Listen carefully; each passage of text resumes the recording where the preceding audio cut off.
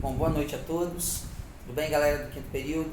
Bom, a gente vai nessa disciplina que é Projeto Integrador 2, Seminários Avançados, hoje dar continuidade às nossas discussões. A gente discutiu o Assis Bittencourt e a didática através do saber histórico, e hoje nós vamos discutir a partir da visão de um livro chamado Aula Operatória e Seus Movimentos, dos autores Paulo Ronca e Cleides de Amaral Terzi, estratégias de como trabalhar uma aula, sistematização de uma aula, não só como forma didática, mas também dentro do conteúdo de história. E a gente vai trabalhando um pouquinho quais são os procedimentos dessa aula, e também hoje eu vou começar a falar já sobre o componente curricular do sexto ano e como que a gente pode fazer uma aula operatória no sexto ano. Pode, na próxima aula a gente fala sobre o sétimo ano, oitavo, nono, depois o ensino médio, ok? Bom, tem um cantor que queria começar, na verdade, a nossa explanação com uma frase do Paulinho da Viola, né, que diz que a toda hora rola uma história e que é preciso estar atento, a toda hora um movimento que muda o rumo dos ventos. Na verdade, ele começa a falar exatamente porque toda aula ela tem movimentos, toda aula ela tem um processo, na verdade, de aprendizagem, desafios cognitivos, né? A aula tem momentos de problematização, tem momentos de sistematização. Então, nós, enquanto professores, nós temos que saber de que maneira a gente vai aplicar esses momentos específicos em sala de aula. Até mesmo na hora da gente fazer o nosso planejamento, o nosso plano de aula, utilizando os verbos que a gente usa, usando a taxonomia de Bloom para a gente fazer as questões, as nossas avaliações, os nossos testes, a gente tem que saber os procedimentos específicos dessa aula. Bom, então a aula operatória ela é composta basicamente de 4 componentes, que é a sondagem, a problematização, a sistematização e a generalização, que a gente também chama de aplicação. Então são 4 momentos específicos que a gente pode estar fazendo em sala de aula e trabalhando, na verdade, não só o nosso conteúdo, né, que é proposto nos parâmetros curriculares, no currículo, mas também para poder fazer com que essa aula seja uma aula dinâmica, seja uma aula em que haja os feedbacks, com que aquela tal criticidade que nós, enquanto professores de história, tanto cobramos, possa ser fluido. Então a gente tem os momentos específicos da aula, né? Parece um pouco metódico, mas não, são dicas específicas para que a gente faça uma aula de certa forma mais organizada, né? E faça com que esse aluno use a reflexão, use a problematização. O primeiro momento é a sondagem. A sondagem a gente utiliza, na verdade, no início da aula, os conhecimentos prévios do aluno, né? Até que ponto ele sabe daquele determinado conteúdo, né? O que ele já ouviu falar daquele conteúdo, qual que é aquela relação daquele conteúdo com a proximidade dele, com o momento em que ele está, né? De que maneira o macro e o micro se encontram, né? Então o período de sondagem é importantíssimo para a gente saber até onde o nosso aluno ele pode ir com aquilo que a gente vai estar aplicando para ele, né? É um que a gente chama de diagnóstico, é uma avaliação diagnóstica que a gente tem para poder desempenhar as ferramentas e aplicar depois as formas específicas de problematização. O segundo momento, de fato, é a problematização. De que maneira nós vamos problematizar a aula, né? Nós vamos usar o quadro, vamos usar o data show, vamos usar uma música, vamos usar uma análise fílmica, vamos problematizar utilizando perguntas, utilizando a dialética, a retórica. Então, de que maneira nós vamos utilizar aquele conteúdo e vamos problematizar esse conteúdo para que esse conteúdo, de certa forma, ele produza vontade no aluno de querer aprender e, ao mesmo tempo, retorne para nós aquilo que ele sabe, né? O terceiro momento é a sistematização, né? Quais são as ferramentas que nós vamos sistematizar a nossa aula, quais são os momentos da aula, quais são as metodologias que nós vamos apresentar, né? Para que, de certa forma, essa aula ela tenha um caminho de ida e vinda, né? O texto, o contexto, o pretexto. De que maneira que nós vamos fazer com que essa aula ela seja um sistema de fato organizado na cabeça do nosso aluno. E por último, a generalização, de que maneira que essa aula ela vai ser aplicável, né? De que maneira que esse conteúdo pode ser aplicado na vida do aluno, pode ser aplicado de uma forma prática, seja para poder fazer um determinado teste, determinado exercício, seja para a vida social do nosso aluno, seja para a formação da cidadania. Então, Então, a gente tem inclusive os descritores específicos. No ensino médio a gente usa muito isso no Enem, né, que são os descritores. E também no ensino fundamental a gente usa, dentro das competências e habilidades, quais são as competências e habilidades que a gente espera que esse aluno alcance, né, e aplique com a aula que a gente desenvolveu.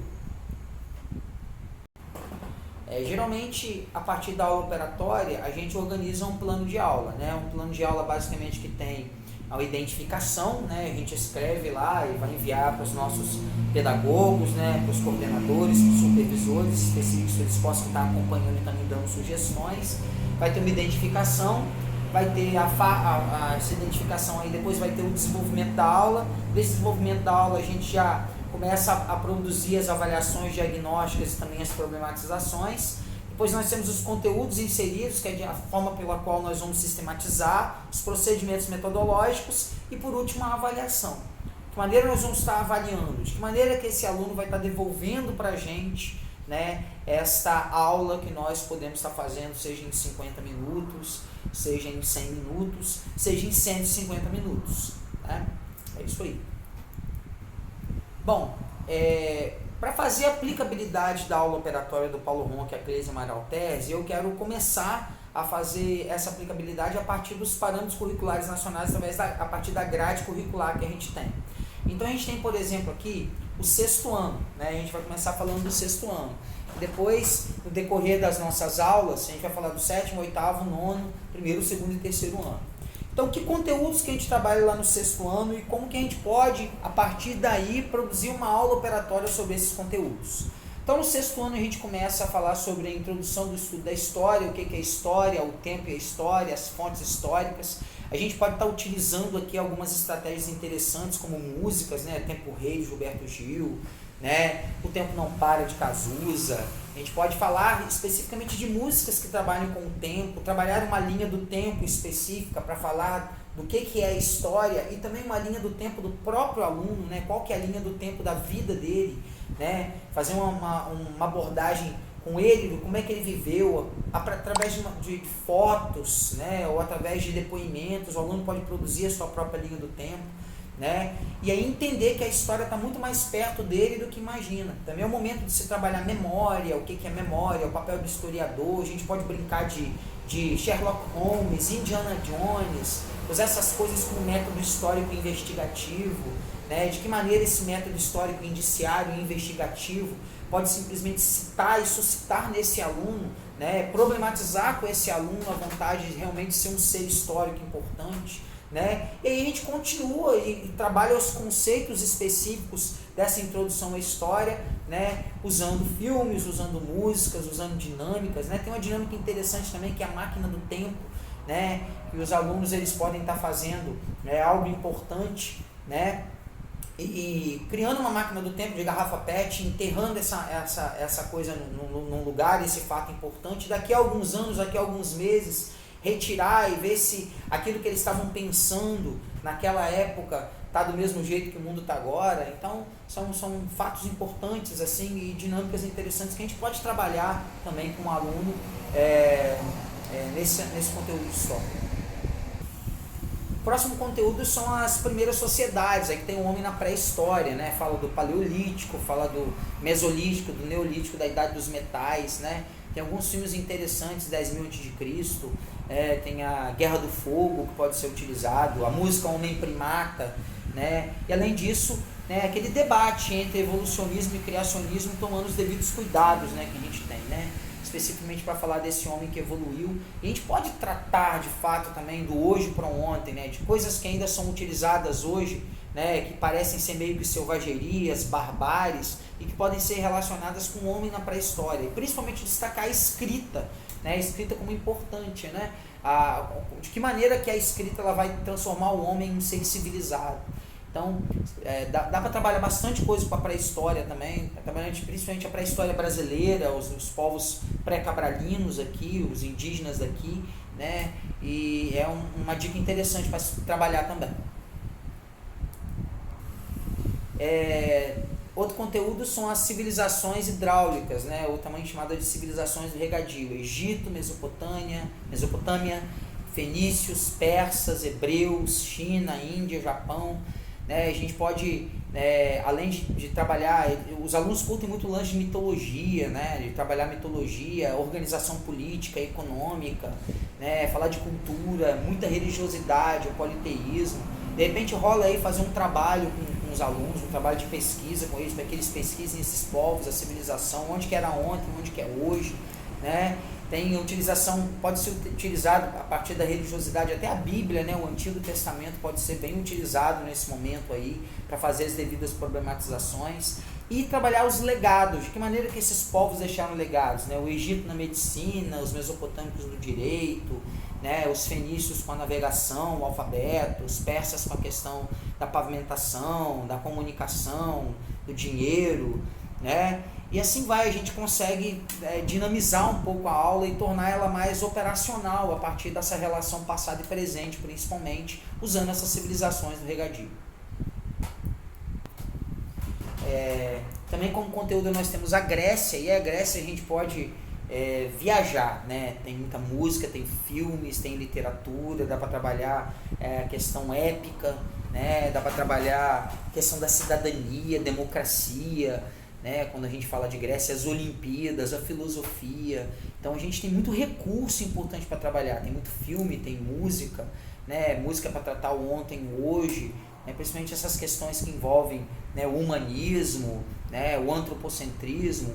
Roma também tem uma questão política importante, né, o avanço de Roma, dá para fazer uma relação com a globalização, né, e a gente trabalha também os períodos de Roma, a política do pão e circo, o cristianismo. Tem muito filme interessante, o Gladiador é um filme que pode ser trabalhado, tem uma música do Cidade Negra chamada Luta de Classes, que dá para trabalhar já, tem música da Plebe Rude chamada Até Quando Esperar, para trabalhar os conflitos entre patrícios e plebeus. São só algumas dicas importantes para vocês. E fecha o conteúdo do sexto ano com o início da Idade Média, né? O feudalismo, né? E também o Império Bizantino e os árabes, né? A gente pode trabalhar, fazer a promoção de maquetes, falar sobre a religiosidade, que é muito intensa nesse período, a ruralização da sociedade, né? A descentralização da sociedade. Dá pra gente comparar com a vida urbana e a vida do campo, o pessoal que mora na roça, né? A importância do setor primário, né? O setor da agricultura, e também a religiosidade, os costumes.